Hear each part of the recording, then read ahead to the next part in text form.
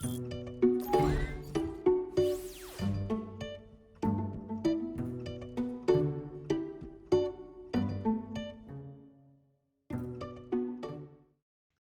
to this lesson number 5 on supply planning. How does it work? A quick recap on what we did in other lessons. We did introduction, then we discussed lead time, hold time, and targets.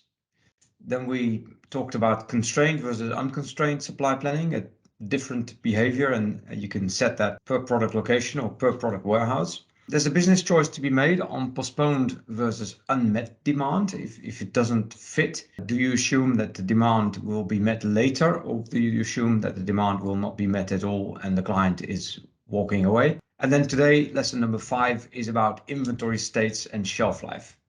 And I can warn you, it's not a light topic, but I'll try to explain it as clearly as possible. Let's start on inventory. Inventory can be present, but not ready yet. For example, it is still under quality assurance check and quality assurance control. It can be present, ready, and not expired. It can be also present and expired. And it can also be present, not expired, but no longer good enough for any customer. And that's the first hint that differentiated inventory and shelf life planning requires you to look from the supply angle as well as from the demand angle, and then decide whether things fit or don't fit. In any supply chain, there is an element of push and there's an element of pull. The push comes from the order sizes, calendars, limited capacity, and they all drive you towards making too much quantity and too early. The desire is to make everything just in time at the right moment, but some constraints drive you to deviate from that and making too much too early. If you make too much too early, then that limited shelf life is going to bite you. Then there is the pull element, which is explained as demand is differentiated. Not each customer demands the same amount of remaining shelf life. Not each customer, we need to guarantee that this product will last another 21 days. There may be one customer insisting on 20 days remaining. There may be another customer who also pays a little bit less that settles for just 14 days remaining. So the demand side is differentiated as well. We have striped supply. Inventory lots have been made at different moments. They've had a different quality assurance verdict, so they have different expiration dates. And then also products made in different locations can have different shelf life behavior. One location can be more hygienic and make products that last 38 days after the start of production. Another location can be a bit less hygienic and only manage to make product that lasts 31 days. And the difference between the 38 days and the 31 days, of course, makes a difference in your ability to meet your demand. In order to make that work, there's a tough job at hand. The allocation between supply and demand, which is required to establish the balance in the supply chain or to establish that there is an imbalance in the supply chain, that allocation question becomes way more difficult. Because it's more difficult, the user may get surprised, and when the user gets surprised, you need to feed the user with information. Don't overwhelm the user, but the information needs to be there at the fingertips. An important point is that if the parameters are not balanced, the supply chain will misbehave, or it will just produce too much too early. It will then see there's no demand to eat up this supply. And then when there's no demand to eat it up, it will expire, and therefore the system will decide to throw it away, to pump it into the sewer. So if the parameters are not balanced, your supply chain will be a pump into the sewer, and your system will show that. Unless you apply a more conservative setting, which is can be used, is true. That setting says the product may be too old to meet all the conditions, but I'm still going to allocate it to your demand. I will warn you where there are deviations from how it should be, but at least I will not be throwing it away. And it would be my recommendation that if you begin with shelf life, limited shelf life planning, you set this parameter to true, you get your problems on the table, you then tune your parameters, and then later on you can tighten the rules. It's a hard nut. The lion's share of business problems cannot be really solved by an algorithm that is basically a repeat of this bullet point. But if the algorithms show you what's going on, they can help you a lot in managing it, under the provision that that's an Outperform belief that the model is really showing what's truly going on. How must this algorithm then function? First of all, it must track the inventory age across the entire supply horizon, supply planning horizon. It then must apply FIFO logic, at least that's what everybody would say, so at first glance, first expire, first out. But it's a little bit more subtle if you look at things from both angles. It must allocate the least overqualified inventory to the demand. It must say, I've got this on inventory. This client needs this. What is the closest match? And don't overdo it. Don't allocate a product that is too good to a certain customer that only needs like 12 days remaining shelf life, because I want to keep that very good inventory for a next demand that may be having a higher requirement. Now, with that as an explanation, I'm going to demo this. Let's open Outperform Planning and let's open the workbench. I guess that's no surprise. If we talk about supply planning, we look at the workbench, which is where the inventory balance is being depicted. And we're also, depending on your settings, the algorithms are immediately playing a role. And the workbench is really quiet. Everything is at 0, but I can make some inventory drop from the sky. And let's do that right away. Inventory. I've got 4 lots that all have a quantity of 0. That's why this says 0. But if I gave those 50 and save it and refresh, then I already see some inventory in my workbench. And as you can see, the numbers are actually not just 200, 4 times 50, and then boom, but the numbers climb up and then they come down again. And that's all to do with availability, with the ready state versus the expired state. And in the total inventory row, I can just track that cell by cell. And I can see here that of the 4 lots, 1 lot has disappeared. I can also see that in the monitor. And first the lots are climbing up to the 150, and then they go down to the 100 and then to 0. And as you can see that they're not climbing up to the 200. So apparently by the time the first lot expires, some other lot is not there ready yet. So therefore the ready inventory never gets to the 200. Then let's put in a target. Let's put in a target. In the supply parameters, we can put in a target of, and we're just going to put a stationary target of 200 safety level. We've learned that in other lessons. And let's see what happens here. We suddenly will see that the inventory is below target. And we can also, with this setting, add the target to the workbench, confirming to us in salmon that it's all 200. Now, nothing is happening much in spite of the inventory being below target. And that's because I've set up this supply chain really conservatively. And I've set the supply policy to none. So the system is not responding yet. If I put this to fixed, things will start to respond. And you may not be totally surprised that we got a supply of 300 according to the parameters, and that supply of 300 brings up the inventory to 450, and everybody is happy, everybody lives happily ever after. Let's then see what that supply qualifies as. It's 300 SKUs and it's released and not expiring. Well, that's a little bit too good. If we produce, then this product will not stay perfect until forever. And that's something that we need to set in the supply parameters. And let's say that inventory or that supply has a hold time of 3 days. And after the 3 days have gone, in total, 18 days will remain, because the 21 days of shelf life, they are counted from the moment of producing. So 321 days. And that will make this supply a little bit more realistic. After 21 days, it will expire. And then let's see what happens. And we have already created that sort of dangerous state of generating a supply chain that produces, throws it away, produce it, throw it away.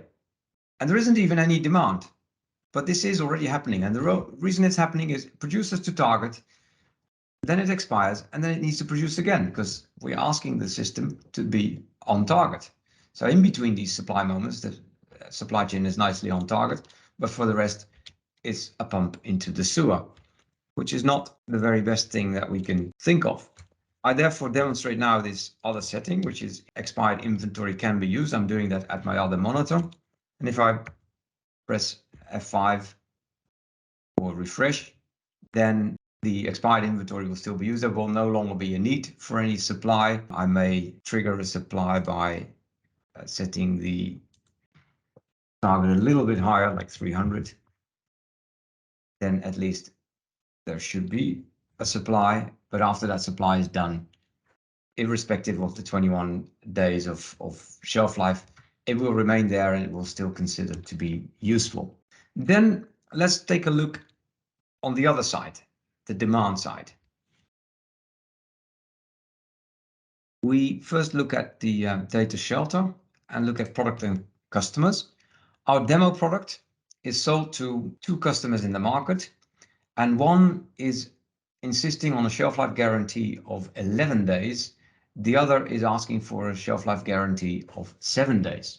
And as you can see, company needing 11 days is paying more than the company insisting on just 7 days. It's a fair deal.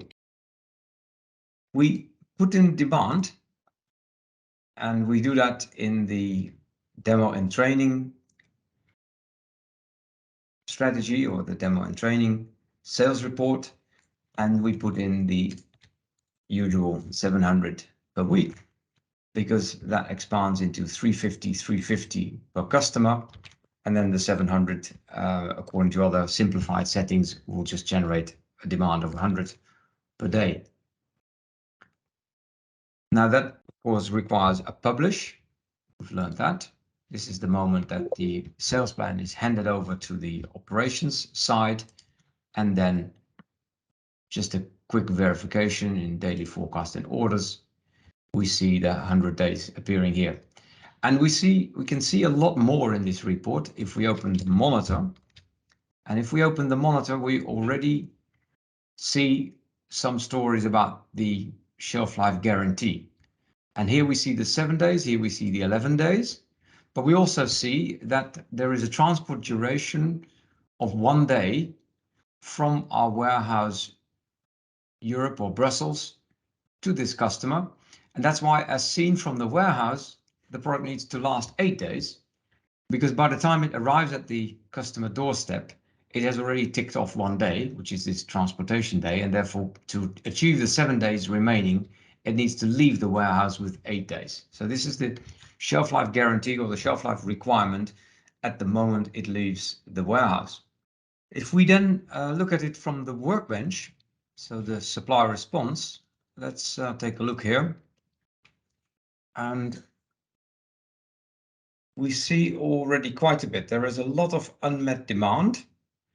There is a red number 100 for the demand here, and that is linked to the setting expired inventory can be used. So the system is allocating here, but it's allocating 50 units or 50 SKUs of expiration date the 15th of April, and the required expiration was the 23rd. And remember these 11 days, 12 plus 11 is 23. So a portion of the demand is not of the right quality to be met or to meet the shelf life guarantee that our customer demands from it. But something else obvious is taking place. You can see that there is a demand here summing up to some 700. You can see there is a 7 days order lead time. That explains why this first supply is not until April the 19th. So let's first make a simple correction. We just don't have enough on inventory. Let's put some more on inventory, and we're going to just up it to 200 for each lot. And that adds up to 800. So that should be roughly enough. Well, let's make it 300. Why make it 300? I'll tell that later on. Let's make it 300. We should have enough now. And the reason I want to make it 300 is I know already that I've given this a 3-day lead time. So even if I supply here on the 19th, it will not be available to be used to serve demand until the 22nd. So I just gave it a little bit more. But let's refresh and see if that deals with our unmet demand and with our red colors. Well, it has dealt with the unmet demand, but it has not dealt with the red colors. The red colors are still indicating that I'm continually serving demand from of the wrong quality, of the wrong shelf life state, and that I will be disappointing my customers. If I then flick the switch, expired inventory or not good enough inventory cannot be used, so I set this to false, then I will again see unmet demand. As you can see right here. Let's put it back to true again. And let's see if we can bring this inventory into a state that it is good enough to be used. Over here, 50 pieces expiring on the 15th, the required was 23rd, and 50 on the 15th, and then it was expiring, required was the 20th.